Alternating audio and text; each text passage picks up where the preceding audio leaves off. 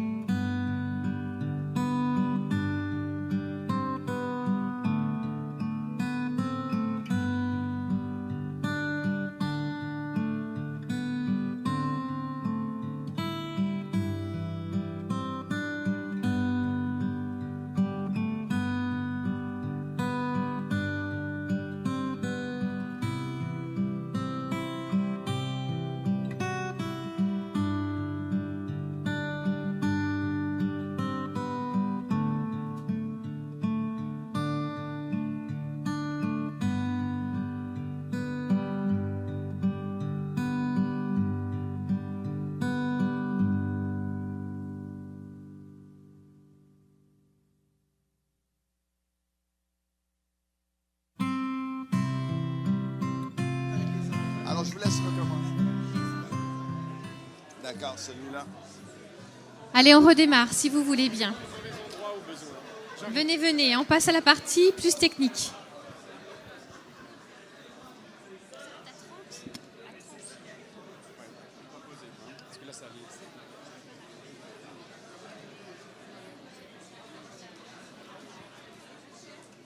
Alors, on redémarre. Ça va, merci. Ouais. Vous êtes prêts pour la suite ? Allez, on y va. La journée est encore longue devant vous, hein. Vous allez avoir plein de belles choses à vivre. En fait, une sexualité épanouie, c'est pas une question de plus de technique. C'est une question de plus de communion et de plus de conversation et de plus de compréhension de comment l'autre fonctionne et de comment nous, on fonctionne aussi. C'est un peu, la sexualité de l'homme et de la femme, c'est un peu comme différentes formes de l'eau. L'eau, vous pouvez la voir en liquide, en vapeur, en glace. Entre les deux, mon cœur balance. Il faut réussir à ce qu'on arrive à avoir l'eau sous le même format, en fait. Mais le but est le même. C'est quelque chose que Dieu a prévu entre nous pour que nous fassions un. Vous avez bien suivi avec nous.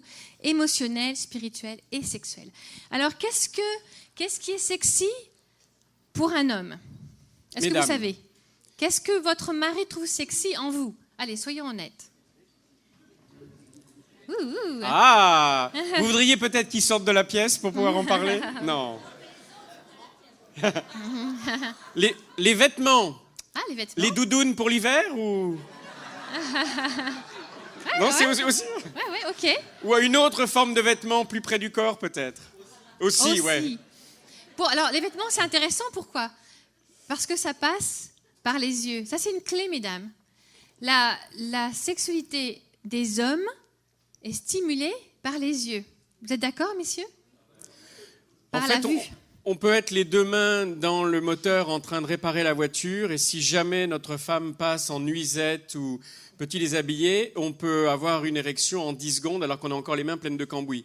Ça, allez les laver quand même entre-temps, mais ça, c'est comme ça que l'homme est stimulé. On a un réservoir à images et ce réservoir à images a besoin d'être renouvelé en permanence. Et il provient du corps de notre conjoint. Ça, c'est une clé, mesdames. Le réservoir à images de nos maris a besoin d'être rempli par votre corps à vous. Les images de votre corps à vous. Alors, les miroirs, si ça vous amuse, sont les bienvenus dans la chambre. Mesdames, même s'il y a un peu trop ici et pas assez là, ou je sais pas quoi, je montre pas parce que je veux pas que vous sachiez ce que moi je pense. Mais si vous n'êtes pas contente de je sais pas quoi chez vous, c'est pas grave. Il a besoin de voir votre corps nu ou sous un voile, ou ce qui lui marche pour lui, hein, demandez-lui. Mais c'est extrêmement important parce que si son réservoir à images est plein à déborder, il n'y a pas la place pour tout ce qu'il y a sur les panneaux d'affichage. Je ne sais pas si au Québec c'est violent, mais en France c'est violent. Ah oui, j'ai vu, il y a des sex shops ici chez vous, là, on roule comme ça. Oui. Donc non mais c'est vrai, il n'y a pas ça en France quand même. Hein. C'est violent les images, c'est agressif les images. Le plus vous remplissez le réservoir de votre mari, le moins il y aura de place pour les choses qui sont agressives. En fait, ne pas vouloir qu'il vous regarde parce que vous pensez que vous n'êtes plus assez belle, ça enverrait le message, le pire que vous puissiez imaginer. En gros, ce serait « regarde à une autre femme parce que je ne suis plus assez belle pour toi ». Alors, c'est exactement ce que vous ne voulez pas envoyer comme message. Parce que Dieu nous aurait trompés alors dans la monogamie s'il fallait qu'on renouvelle avec d'autres corps. Si la seule source de stimuli sexuels est le corps de ma femme, eh bien, le reste, je n'en ai pas besoin. Ça sera une satisfaction permanente, mais il faut que les images soient renouvelées, normalement, régulièrement. Toucher votre mari est, la plupart du temps, très sexy pour lui aussi. C'est-à-dire que quand il y a une femme qui a besoin de réveiller l'enthousiasme de son mari, je lui dis, écoute, passe autour de lui, mets-lui une main bien placée là où il va aimer, et puis après tu t'en vas, tu le laisses comme ça. Vous allez voir, ça marche. Il va vous suivre après. J'ai plein d'autres conseils si vous voulez après. On en parlera demain. Il faut que vous veniez demain, mesdames. Vous comprenez, messieurs, pourquoi je vous ai dit laissez-les aller? Oui. Okay. Qu'est-ce qui est sexy pour madame, messieurs? Vous pensez que c'est quoi? Ah, j'ai pas compris. Les belles paroles, oui, c'est vrai. Connectées au niveau émotionnel, qu'elles se sentent en sécurité, etc. Tu veux parler de notre ami, pasteur Dan? C'est quelqu'un sur une autre planète. Hein. Oui, donc on connaît quelqu'un qui vient d'une autre planète, mais qui habite au Colorado. Il en a parlé dans une prédication, donc on peut en parler. Un jour, sa femme avait une espèce de rhume. Elle ne se sentait pas très bien le soir, elle était fatiguée, et ce jour-là, messieurs, il l'a vu qu'elle était fatiguée. Déjà, le miracle commençait là. Il s'en est rendu compte. Et il lui a dit, écoute ma chérie, installe-toi sur le canapé, je te prépare un thé chaud, et puis je m'occupe des enfants, je vais les coucher, et je terminerai la vaisselle, ne fais rien. Déjà, rien que là, waouh! Et ensuite, il est allé raconter une histoire aux enfants, il lui a fait son thé avant, effectivement, il est redescendu, il a fait la vaisselle, et elle restait en silence, c'est une histoire vraie, hein. Elle restait en silence, elle l'a simplement regardé, elle a attendu qu'il ait fini. Quand il a fini et qu'il a retiré les gants MAPA, elle s'est levée, elle est venue vers lui, et elle lui a fait l'amour là, sur le sol de la cuisine. Tadam! Je ne sais pas si le carrelage était frais, mais je pense qu'il s'en fichait assez. Par contre, quand ils ont eu terminé leur travail, il lui a dit, ma chérie, il faudrait que je comprenne, là, qu'est-ce qui s'est passé? Et elle lui a dit, quand tu as réalisé que j'allais pas bien et que tu as pris soin de moi, quand tu t'es occupé des enfants à ma place sans que j'ai besoin de te le dire, quand tu as proposé de faire la vaisselle à ma place, tu étais tellement sexy. C'est vrai, mesdames? Voilà. Alors après? Attends.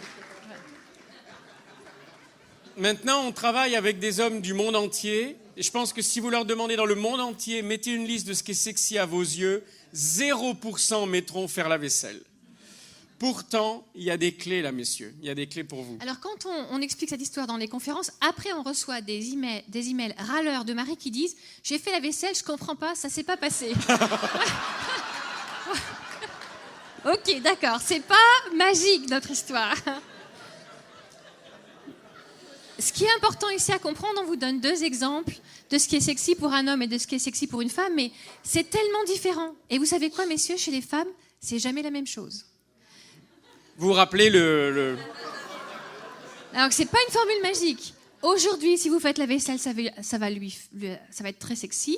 Et demain, si vous lui sautez dessus de façon très persuasive et lui disant que vous avez envie d'elle tout de suite, peut-être que ça va marcher. Et me demandez pas pourquoi, j'en sais rien, et elle non plus la plupart du temps. Et c'est normal, d'accord ? Donc la conclusion de ce petit point-là, c'est vous avez besoin d'en discuter. Madame, demandez à monsieur ce qui est sexy pour lui. Peut-être qu'il voudra que vous mettiez des gants roses ou pas, ou une doudoune ou une lingerie sexy, ou j'en sais rien. Une clé peut-être parfois pour les hommes, ce qui est sexy, c'est quand leur épouse les respecte en public ou les honore en public. Ah oui. Ouh, ça peut être quelque chose d'extrêmement bon pour la suite. Être respecté en public, ça c'est fort pour un homme, par sa femme. Donc voilà une conversation à avoir ce soir. Qu'est-ce qui est sexy pour toi, pour moi ? Un autre point important, c'est qu'on a des différences de fréquence. Vous êtes d'accord avec ça ? Et ça, c'est souvent un problème, en fait, dans les couples. Il y en a un des deux, c'est garanti. On ne sait pas lequel, d'ailleurs. C'est pas aussi simple que ça, mais il y en a toujours un des deux qui a plus envie que l'autre. Bon, alors, en règle générale, tu veux démarrer ? Ouais, donc en fait, en règle générale, on dit qu'un homme a une pensée sexuelle à peu près toutes les 15 minutes. 15 minutes ! Toutes les 15 minutes, il y a une poussée de testostérone, ploup, une pensée sexuelle dans la tête. Oui. En fait, c'est basé sur quelque chose de très simple et c'est biologique. Le cycle de la dame, c'est 28 jours, ça vous savez à peu près. Accrochez-vous, le cycle de l'homme, c'est 72 heures. Ah oui, c'est beaucoup plus court, hein. Tous les 3 jours, toutes les 72 heures, les testicules atteignent la pleine capacité de spermatozoïdes, et ce qui va créer naturellement chez l'homme un désir sexuel, qu'il soit satisfait ou non. Le corps détruira les spermatozoïdes, reconstituera le stock en 72 heures. Pourquoi ? Parce qu'on a beaucoup plus de testostérone que vous, mesdames. Et tant mieux, parce que c'est pour ça qu'on a de la barbe, du poil sur la poitrine, et qu'on veut conquérir le monde et protéger. C'est ce qui crée aussi de la tension dans notre corps et de l'agressivité naturelle. Et à cause de cette tension, c'est pour ça qu'on vit en général moins longtemps que vous, mesdames, parce qu'on a beaucoup plus de tension artérielle, etc. Et cette tension a besoin d'être relâchée beaucoup plus souvent. Et le désir de Dieu, c'est qu'elle soit évacuée, cette tension, d'une manière pacifique, d'une manière qui nous rapproche, d'une manière amoureuse, au travers du couple et de l'acte sexuel. 72 heures, ça fait 3 jours. Hein. Après, ça s'adapte. Vous savez, le jeûne, vous vous souvenez l'histoire de jeûne ?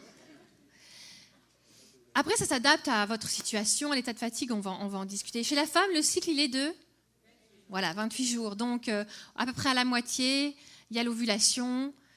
Donc, mesdames, on pond. Et quand notre corps pond, alors après, ça dépend si on a la ménopause ou pas, mais juste pour vous dire que notre flot d'hormones, c'est plus comme des vagues chez les femmes. Quand on pond, si on est encore en période fertile, eh ben notre corps, qu'on soit marié ou pas d'ailleurs, quand on avait le Miss L, c'était très intéressant de voir la réaction des jeunes filles quand on parle de ce point-là, mais qu'on soit marié ou pas, si notre corps pond, il dit, s'il y avait un petit spermatozoïde dans le coin, on serait prête, quoi. Hein.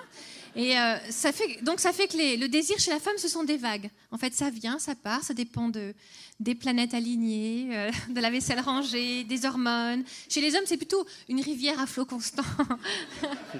C'est plus facile à rentrer dedans. Presque toujours. Presque toujours. Bon, ça vous parle un peu ? Le problème, c'est quand on a des différences, qu'est-ce qu'on fait ? Si vous m'avez déjà entendu parler en conférence, j'ai une phrase qui, j'espère, va devenir légendaire. Et que tout le monde s'en souviendra. Qu'est-ce que vous savez ? Quelqu'un sait ? Il faudra qu'on revienne au Québec. Hein. L'appétit vient en mangeant, mesdames. Messieurs aussi, l'appétit vient en mangeant. Ça veut dire quoi ? Quand on est marié, si on comprend qu'on a besoin d'être connecté au niveau sexuel pour une question de protection, pour une question d'union au niveau de l'âme, de l'esprit, de nos corps, des fois on est trop fatigué. Il y a eu trop de trafic. Là, on a mis 2 heures avec Denise pour venir de l'aéroport, 2h30, quoi. Vous avez une vie difficile avec vos trafics là et vos ponts qui sont pas réparés et tout ça. On a beaucoup de compassion. Hein, en 2020, c'est terminé, c'est ça ? Ouais, tout est réparé. Donc, on a une vie fatigante, stressante. Des fois, on n'a pas envie Même si on sait que ça serait bien pourtant qu'on connecte, parce que ça fait peut-être déjà un nombre de jours beaucoup trop grand. Eh bien, l'appétit vient en mangeant veut dire que la décision se prend ici. Prenez une douche, mettez des jolies bougies, mettez de la lumière, mettez de la musique, faites les 10-10-10, prenez-vous dans les bras l'un de l'autre, et puis démarrez en fait. Démarrez l'initiation, un des deux initie, démarrez, et puis vous verrez que vos corps vont se réchauffer, à tous les sens du terme. En plus, il fait froid ici très longtemps, donc ça aide. Mais des fois, il ne faut pas attendre d'en avoir envie, qu'on ne peut plus se tenir. Le fait de programmer, etc., peut vraiment aider à rester connecté et à caler la fréquence. Ensuite, il y en a un des deux qui va avoir un besoin minimum par semaine, par exemple. Si monsieur vous exprime que pour me sentir bien, j'ai vraiment besoin que 2 à 3 fois par semaine, on connecte au niveau sexuel, bien madame, prenez note. Et puis, pourquoi pas initier, vérifier, compter, vous assurer que ça va être rempli pour rester bien connectés l'un à l'autre. C'est vrai de l'autre côté aussi. Si madame, c'est vous qui avez un besoin plus fréquent, n'hésitez pas à le communiquer à votre conjoint.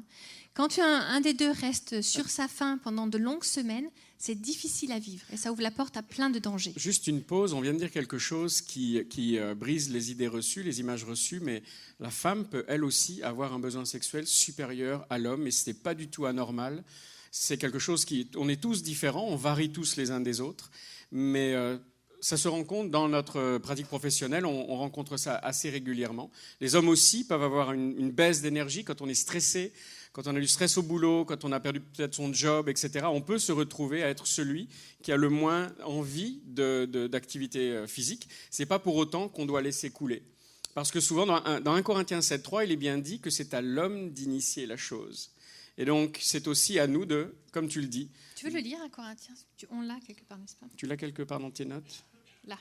Ah oui, je vais vous le lire alors.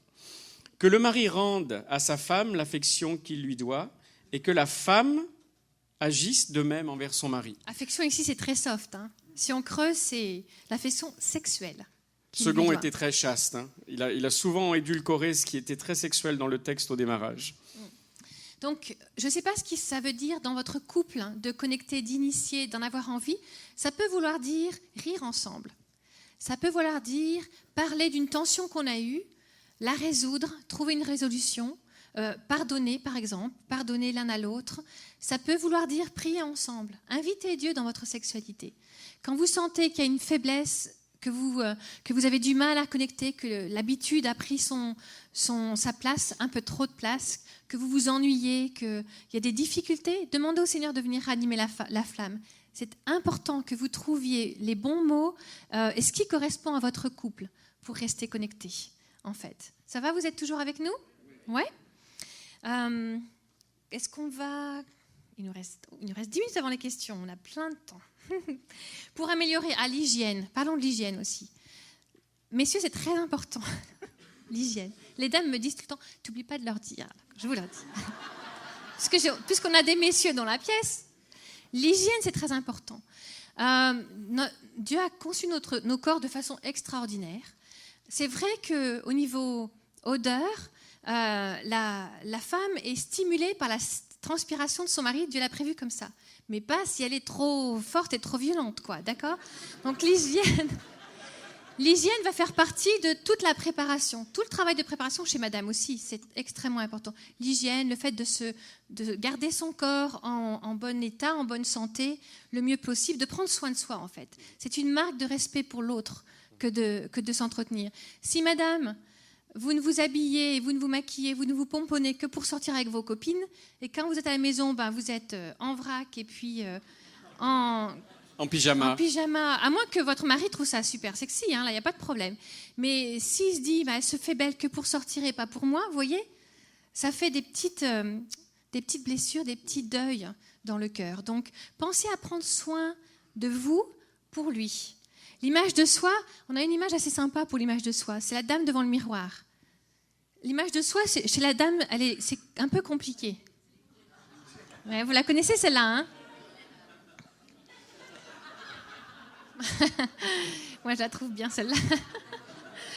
Bon, peu importe comment vous vous sentez, encore une fois, il est important de pouvoir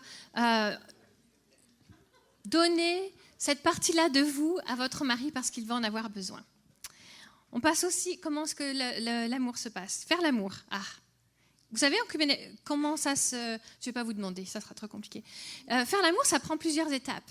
On va commencer par les 3 formes classiques. Je pense que ça vient de l'enseignement les hommes de Mars et les femmes de Vénus. Hein, vous l'avez entendu. Vous connaissez le quickies, fait maison et restaurant. Ah, voilà un concept très intéressant à retenir pour pouvoir en discuter et mettre en pratique. Le quickie, c'est simplement quelque chose qui n'est pas forcément organisé, qui n'est pas forcément prévu, mais qui vient se greffer sur une envie spontanée. Ça peut être à la sieste. Je ne sais pas si vous faites la sieste ici au Québec. Non. Oh non, comment? En France, on fait la sieste. Vous avez un héritage français lointain, mais vous devriez le remettre en pratique. C'est très bien la sieste. C'est une petite pause d'une demi-heure maximum, mais qui sait ce qui peut arriver durant la pause? Plein de bonnes choses.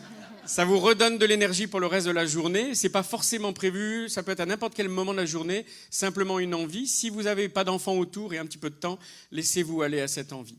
Ensuite, c'est un conseil de notre part. Ensuite, un repas fait à la maison, tout simplement, eh bien, préparez-le. Vous pouvez appeler le matin, par exemple, votre mari et lui dire « Ce soir, je serai habillé, touk, touk, touk ». Et point de suspension, vous y mettez ce que vous voulez, ou bien, messieurs, vous appelez votre femme, vous dites que vous avez envie d'elle et que vous l'emmenez dans tel endroit, surprise ce soir, je ne te dis pas où tu vas, mais on va quelque part. Et puis vous l'emmenez à la maison avec des chandelles, avec une table dressée, et pourquoi pas?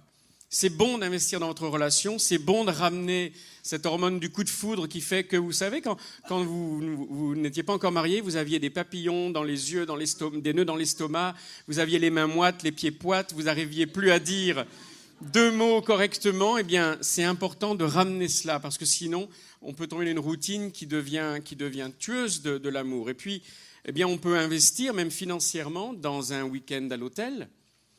Et puis, ce n'est pas la peine de sortir forcément, sinon pour manger de temps en temps. Et puis, investir dans votre couple et faire l'amour à l'hôtel sans avoir peur des bruits autour, des bruits pour les gens autour, etc. Et simplement vous redécouvrir à ce niveau-là. J'espère que vous le faites. Et si vous ne l'avez pas fait, faites-le. Parce que c'est important de réinvestir au niveau physique, au niveau de votre amour l'un pour l'autre, et de le faire de manière régulière. Donc, faire l'amour prend plusieurs étapes, quel que soit le contexte. Ça commence toujours par des préliminaires, enfin une mise en scène, on en a beaucoup parlé, qu'est-ce qui est sexy pour toi, etc. Puis ensuite, ça commence par des préliminaires. Les préliminaires, je ne sais pas, pareil, ne répondez pas, ne levez pas la main, mais je vous garantis, messieurs, que c'est important pour madame. Parce que le on-off chez l'homme fait qu'au niveau physique, une érection va être rapide à arriver. Chez la femme, pour que son corps se prépare, il va falloir plein de choses qui se mettent en place. Qu'elle se donne la permission d'y aller, qu'elle se relâche, qu'elle se relaxe dans sa tête, surtout qu'il n'y ait pas d'enfant qui rentre dans la pièce ou qu'il n'y en ait pas un qui appelle ou qui n'est pas... vous voyez, dans sa tête, ça va commencer. Donc les préliminaires, les caresses, vous en discutez ensemble. Mais à quoi ça ressemble des préliminaires pour vous? Ça peut être danser ensemble, ça peut être se toucher au travers des vêtements, ça peut être se déshabiller l'un l'autre, etc. À quoi ressemblent les préliminaires chez vous? Puis ensuite va arriver l'excitation au niveau du corps de la sexualité. Le French kiss, je ne sais pas pourquoi on l'appelle French. Moi, j'espère que c'est mondial. Vous voyez ce que je veux dire, le French kiss? Ouais, vous voyez bien, avec la langue, quoi. C'est très important pour le corps de la femme, parce que c'est comme un starter, c'est comme un bouton qui fait que le corps va se mettre en route. C'est-à-dire que c'est connecté, la bouche est connectée aux organes sexuels de madame. Donc, prenez du temps, prenez du temps pour en discuter, comment les baisers font partie des préliminaires. Puis ensuite, il va y avoir l'orgasme, et là encore, c'est une phrase que les femmes me disent tout le temps, s'il te plaît, dis-le à nos maris. Donc, messieurs, c'est pour vous seulement. Mesdames, vous allez être d'accord avec moi. Une femme n'a pas besoin d'atteindre un orgasme mécanique systématiquement. C'est vrai, mesdames? Pourquoi? Parce que c'est beaucoup de travail. C'est beaucoup de travail pour madame d'aller jusque-là. Le fait de se donner à son mari, le fait de connecter, le fait de lui donner du plaisir, le fait de faire un avec lui, c'est 4 fois sur 5, c'est les chiffres, mais peu importe, votre chiffre peut être plus gros que ça, plus élevé que ça. La plupart du temps, c'est bien pour elle. Donc, ce n'est pas une question de performance, messieurs. Et peut-être qu'il faut vous dire maintenant, ça va être soit une très bonne nouvelle, soit une très mauvaise nouvelle pour certains d'entre vous, messieurs, mais la taille ne compte pas autant que ça. Alors peut-être c'est un grand soulagement pour certains, ouf, Pour d'autres, c'est une déception, mais pour rendre votre épouse heureuse, ce n'est pas une question de performance, comme tu le disais. C'est vraiment une question de connexion et beaucoup plus émotionnelle et spirituelle pour que le physique suive. Donc, pas de panique. Tout le monde, la plupart du temps, 99,9% des hommes sont absolument normaux à ce niveau-là, quels qu'ils soient, et ne laissez pas les angoisses s'installer. Vous êtes totalement suffisant pour la rendre heureuse. La partie innervée à l'intérieur du vagin de madame, elle est grande comme ça, longue comme ça. Vous voyez, mon petit doigt là? Donc, normalement, ça devrait fonctionner pour tout le monde. C'est important d'en discuter ensemble, l'orgasme, à quoi ça ressemble chez vous. Et puis ensuite, il y a l'après-orgasme. Et on va terminer par ça, avant d'entrer dans les questions. C'est pas terminé chez madame. Il faut pas... hop, c'est fini, et monsieur ronfle après. Bon, peut-être pas au Québec. C'est une légende. C'est une légende. Vous savez pourquoi monsieur s'endort après? En fait, parce qu'on vient de prendre ce qu'on appelle, entre Rachel et moi, une pilule d'oxytocine 500. Oxytocine 500, ça veut dire quoi? L'oxytocine, c'est une des hormones, notamment liées à la sexualité dans le corps humain, c'est celle du lien. Et quand un homme éjacule, après, son cerveau va relâcher 500 fois plus d'oxytocine dans le sang qu'il ne le fait normalement. Et c'est ça qui nous met sur le côté et on s'endort. Heureux pour toute la nuit. Juste donc, entre parenthèses, avant que tu continues, il y a une dame qui m'a dit une fois, je trouve ça tellement bon, je lui ai dit, je te préviens, je vais l'utiliser. Elle m'a dit, donc s'il m'embête la nuit, qu'il n'arrive pas à dormir, je peux lui faire un petit coup d'oxytocine 500? J'ai dit oui. Très bonne idée. Maintenant, messieurs, si vous avez envie que cela continue, évidemment, il faut rester connecté à votre épouse et puis lutter un petit peu contre l'oxytocine 500. Et après quelque temps, si on lutte avec notamment de l'adrénaline, si on reste connecté, si on discute, si on ne se retire pas physiquement du corps de son épouse trop vite, eh bien, une deuxième jeunesse peut revenir après quelque temps. Simplement, ne laissez pas l'oxytocine 500 vous emmener dans les bras de Morpheus qui vous emmène dans le sommeil. Oui, parce que chez la dame, ça peut redémarrer. Et puis des fois, ça prend plus de temps. Et Dieu a créé les femmes avec le seul organe du corps humain qui n'est pour but que le plaisir. C'est le clitoris. Le clitoris n'a de fonction que de jouissance, en fait. Et Dieu l'a donné à la femme. Messieurs, vous n'avez rien de similaire à cela. Chez vous, tous les organes sexuels ont plusieurs fonctions, mais chez la femme, le clitoris ne sert que au plaisir. Donc, Dieu a aussi donné aux femmes la capacité à être multi-orgasmique. C'est-à-dire qu'après la première fois, si on reste connecté, si on discute un peu, des bisous, des caresses, etc., ça peut redémarrer en fait. L'orgasme chez l'homme vient en général plus vite chez l'homme que chez la femme, mais il peut y avoir une deuxième jeunesse, comme Eric l'a dit. Donc, discutez-en à quoi ça ressemble pour vous à ce moment-là. En fait, discuter, c'est ça la clé, et on arrive à l'heure maintenant, mais il est on a brossé rapidement la sexualité ce matin, mais il est indispensable que vous ayez un langage, tous les deux, qui soit détaché de l'embarras, de la honte, de la gêne, que vous arriviez à dire des mots comme tes seins, ton sexe, ton pénis, ton vagin, tes fesses, etc., ce que vous voulez, sans être dans la gêne, parce que c'est normal que vous en parliez et que vous n'en parliez qu'avec votre conjoint. En règle générale, c'est mieux quand c'est avec cette personne. Si vous avez un langage tous les deux autour de votre sexualité, eh bien, ça va considérablement améliorer. Vous avez le droit de dire ce que vous aimez, ce que vous n'aimez pas, ce que vous voulez essayer, pas essayer, mais il faut que ce langage soit décomplexé et libéré complètement parce que Dieu l'approuve. Encore une fois, il n'y a pas de choses sales, pas de choses honteuses, pas de choses qui déplaisent à Dieu, il n'y a pas de péché tant qu'on reste dans ce triangle et Dieu, son désir, c'est que vous soyez épanouis à ce niveau-là. Amen à ça? Alors, on va passer aux questions.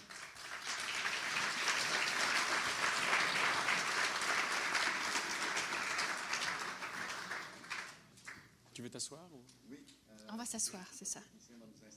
Ah, merci. Merci. Merci.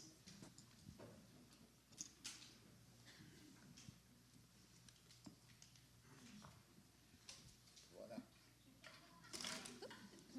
Merci. Super. On va pas voir tout ça.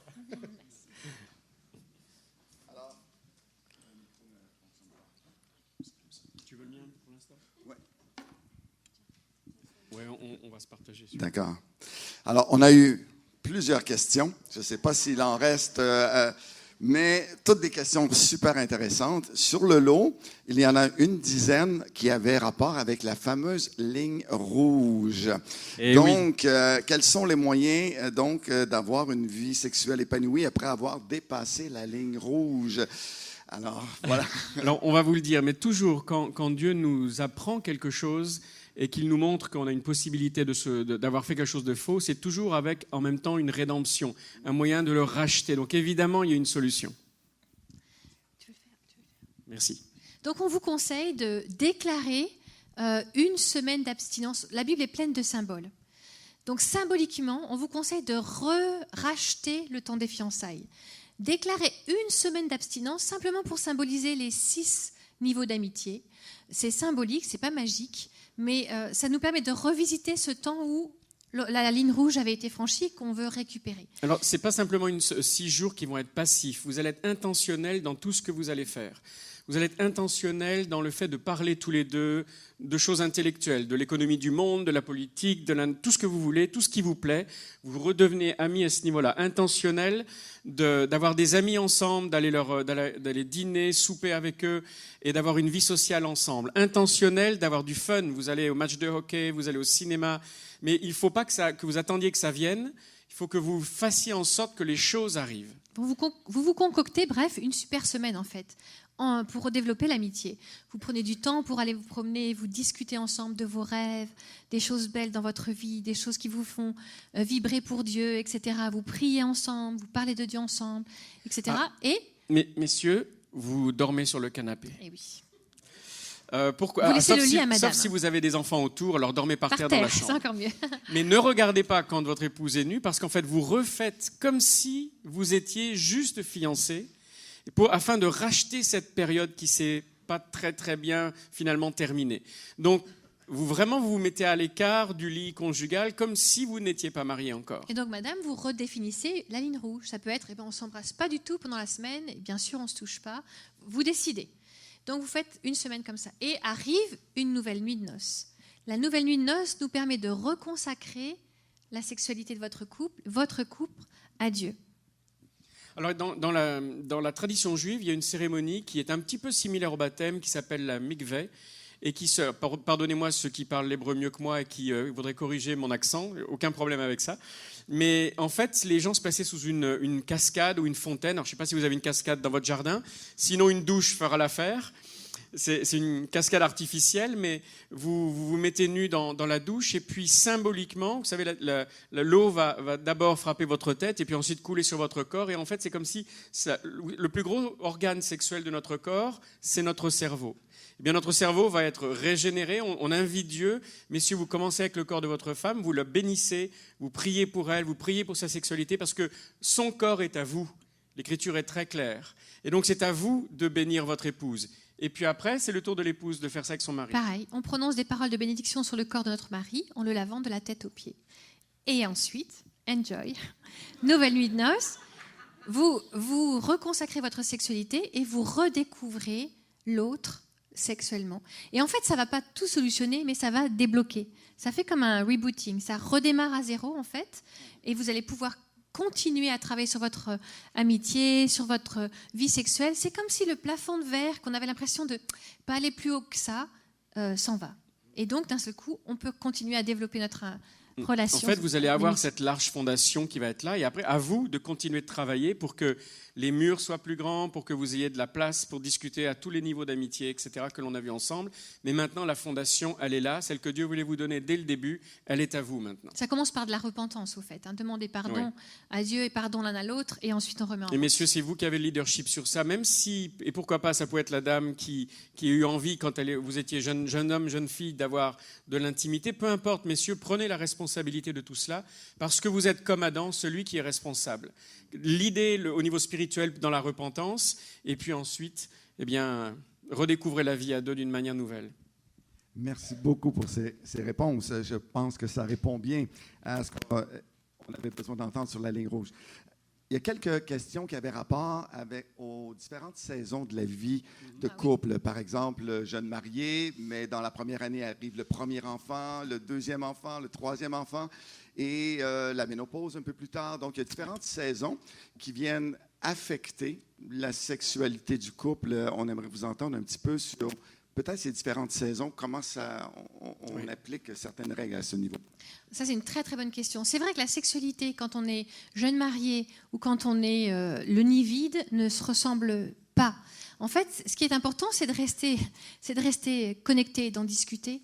La première année de mariage, des fois, souvent, on se découvre au niveau de la sexualité. Donc, des fois, on est un peu gauche, des fois, ça fait un petit peu mal.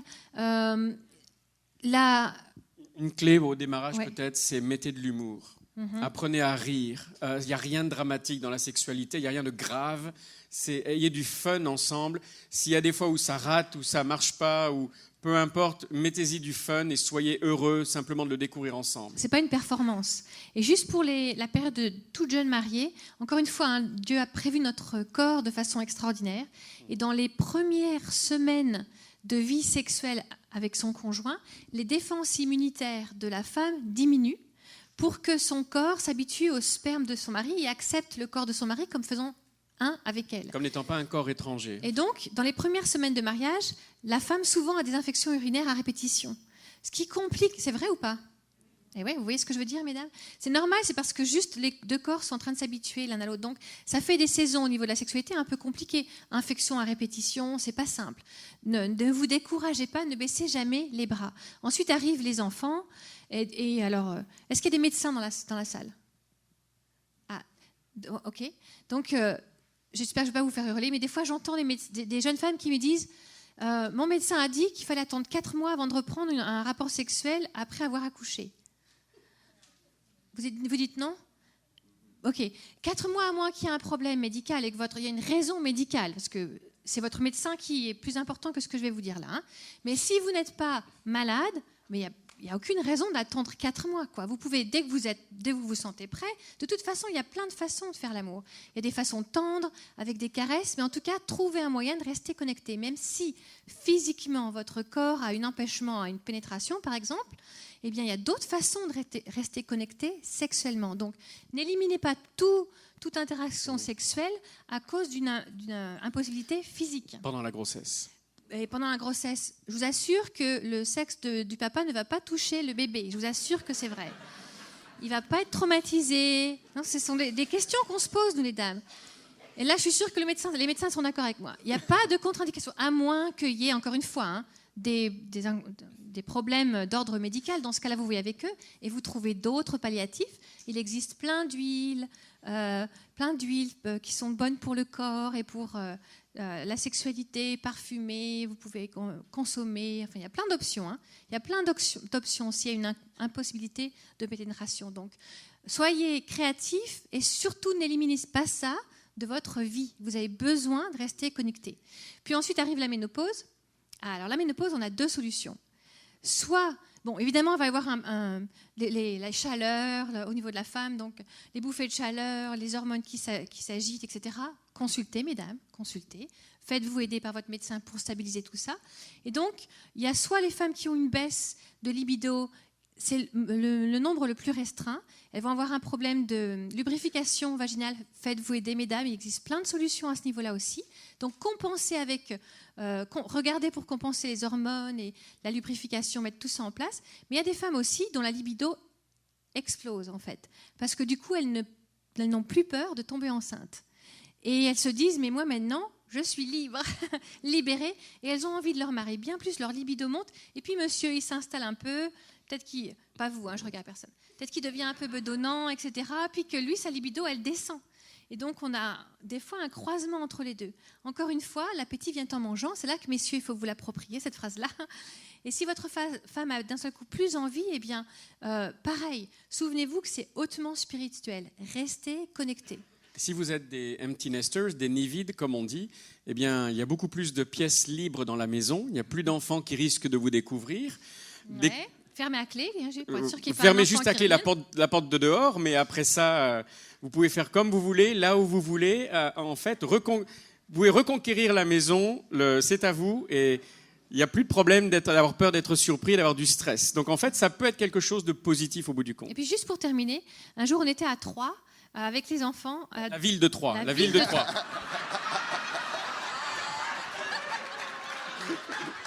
La ville de Troyes. T-R-O-Y-E-S. Si vous connaissez ma femme un peu mieux, elle est très forte pour ce genre de choses. c'est vrai, Il faut que c'est je vienne Tu viens à mon secours. à ton secours Dans régulièrement. la ville de Troyes. Nous avions emmené les enfants de l'église chanter dans une maison de retraite. Et il y avait un couple âgé, ils avaient tous les deux 98 ans, donc 98 ans, et ils avaient 80 années de mariage. Et ces deux-là, qui étaient magnifiques, ils n'avaient plus de dents, mais ils se bécotaient. Je peux vous garantir qu'ils se dévoraient des yeux sexuellement. Et nous, on s'est regardés, on était jeunes, on était, je sais pas, on avait la vingtaine. On s'est dit, quand on est vieux, on veut ressembler à eux. Ils avaient envie l'un de l'autre, ça se voyait dans leurs yeux. Je sais pas ce qu'ils faisaient concrètement, mais ça marchait encore.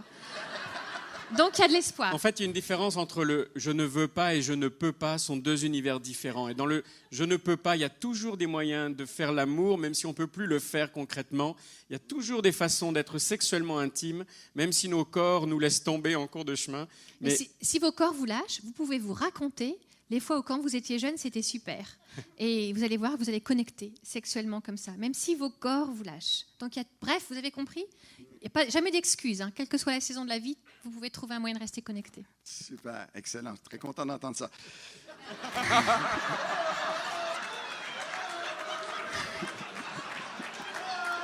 Non, mais c'est une excellente réponse quand même.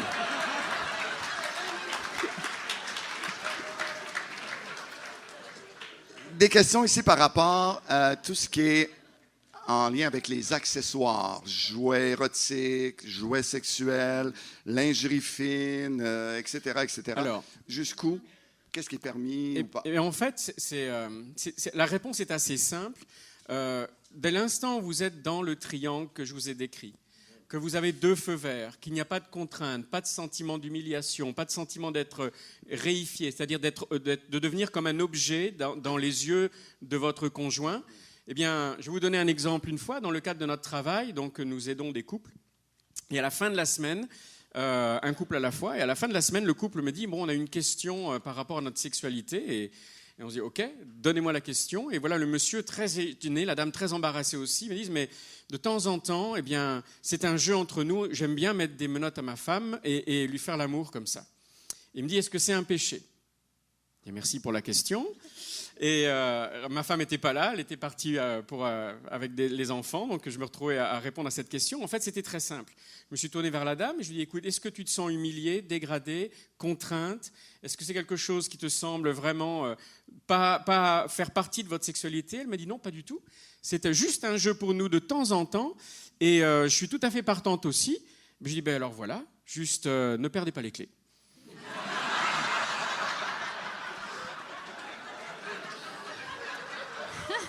Parce qu'on a une histoire où ils avaient perdu les clés. Oui, Donc, ça sera pour une autre fois. Donc en fait, pour répondre à la question, regardez dans votre cœur d'où est-ce que vient l'envie.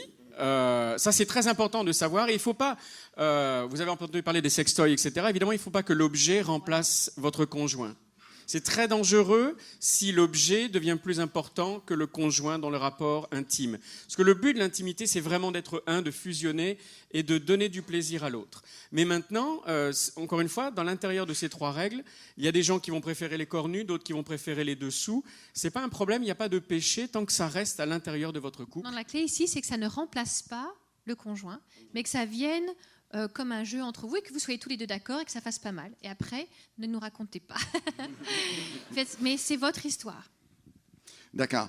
Que faire en cas de traumatisme passé? La sexualité, chacun des gens ont un passé, plus ou moins glorieux, mais avec des traumatismes, des abus, la pornographie, par exemple, qui ont tordu leur vision de la sexualité ou leur pratique même de la sexualité. Quoi faire avec ça lorsque ça vient infecter ou affecter? La première chose, c'est déjà d'arriver à être suffisamment en confiance avec votre conjoint ou futur conjoint pour en parler. Messieurs, il va falloir le dire que vous avez regardé de la pornographie. Récemment, il y a un peu plus d'un mois de ça, on était à la rencontre mondiale de l'Association américaine des conseillers chrétiens. Et les derniers chiffres, c'était que 97% des hommes dans l'Église ont été exposés à la pornographie. 97%. Donc il faut arriver à en parler. Malheureusement, les situations d'abus sont bien trop fréquentes par rapport à ce que ça devrait être. Il faut aussi pouvoir en parler. Et c'est le premier point de départ pour qu'on puisse trouver des solutions ensemble. Et ne laissez pas le diable gagner une deuxième fois. Tournez à droite. Pas de problème. Pas de problème. Ne laissez pas le diable gagner une deuxième fois. Il n'y a pas de situation d'abus ou d'addiction ou de tentation qui ne soit pas aidable et où l'on ne puisse pas redémarrer et être restauré, en fait. Donc, consultez, faites-vous aider. Vous avez une super équipe ici de soins pastoraux, etc. Allez chercher de l'aide et ne vous contentez pas de moins à cause de blocage. Il n'y a pas de situation d'abus où on ne peut pas récupérer une pleine sexualité. On peut guérir de toutes ces blessures. On peut réapprendre une sexualité saine. C'est le plan de Dieu. Donc même si elle a été abîmée, salie, brisée à cause de notre vécu, avec l'aide de Dieu, on vous garantit qu'on peut survivre à ça et faire plus que ça. On peut vivre une sexualité épanouie. Donc on ne pourrait pas tout expliquer en 2 minutes, mais faites-vous aider, trouvez quelqu'un avec qui en parler. L'ennemi, il n'est pas dans le couple. Ça, c'est une phrase très importante quand la pornographie fait partie du schéma. L'ennemi, ce n'est pas le conjoint qui a des problèmes avec la pornographie. L'ennemi, c'est le diable qui essaie de vous piéger, en fait. Donc tous les deux, même si pendant les premiers instants, madame, vous avez envie de lui arracher les yeux, ok. Ne le faites pas, mais vous pouvez en avoir envie. Mais après, il va falloir passer par le pardon, il va falloir mettre en place des choses qui vont nous permettre d'être victorieux à deux contre cet ennemi-là qui est à l'extérieur de votre couple. Très bien. On doit s'arrêter ici pour une plus longue pause, mais combien aimerait avoir Éric et Rachel qui reviendraient au Québec pour un moment plus... Oui, je crois que vous avez apporté quelque chose de tellement bénissant. Et ils ont encore plusieurs questions à répondre. Alors, on regardera ça ensemble. Mais merci beaucoup pour d'être passé nous voir ici à Longueuil. On a tellement apprécié votre présence en cette fin de tournée pour vous. J'aimerais qu'on puisse se lever ensemble et qu'on puisse prier. J'aimerais qu'on prie pour vous, également pour votre ministère, et ainsi que pour chacun d'entre nous, pour les couples ici présents. Juste prendre la main peut-être de votre conjointe s'il est avec vous.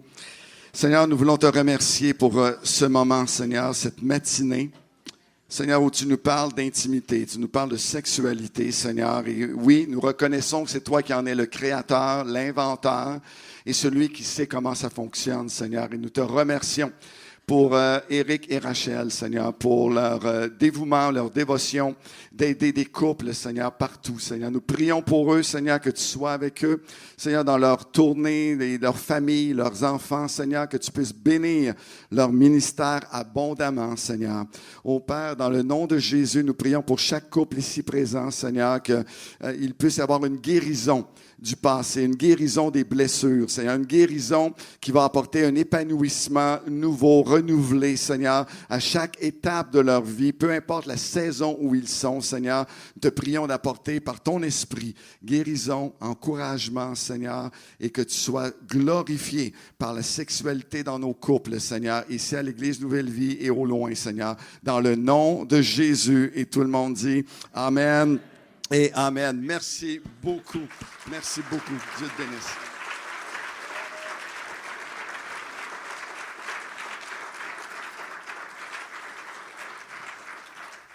Je tiens à remercier toute l'équipe des bénévoles qui nous ont aidés dans toute l'organisation logistique. Je remercie mon époux, je remercie Nadège Delomo, également mon adjointe. Alors,